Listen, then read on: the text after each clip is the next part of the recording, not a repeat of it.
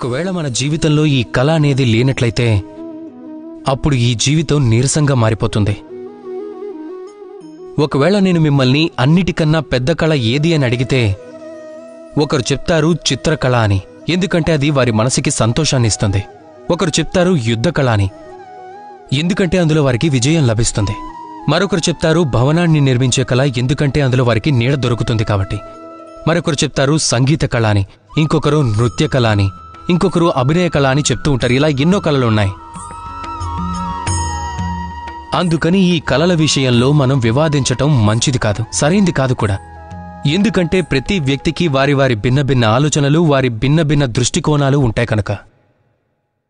కేవలం ఒక్క విషయం, ఆ విషయం ఏమిటంటే ప్రతి ఒక్క కళలో కూడా అది వస్తుంది, మనసుని ప్రభావితం చేసుకునే గుణం.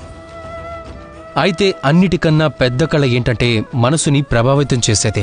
ఇక అన్నిటికన్నా పెద్ద కళాకారుడు ఎవరు అంటే ఎవరైతే ఇతరుల మనసుల్లో ప్రవేశించేవారో, ఎవరి దగ్గరైతే ఈ గుణం ఉంటుందో ఆ కళాకారుడు అందరికన్నా పెద్దవాడవుతాడు.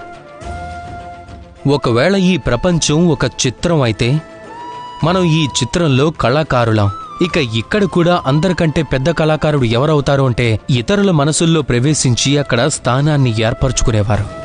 ఇక ఈ మనసు వరకు చేరుకోవటానికి మీకు సహాయపడేది కేవలం ఆ 2 అక్షరాల శబ్దం, అదే ప్రేమ.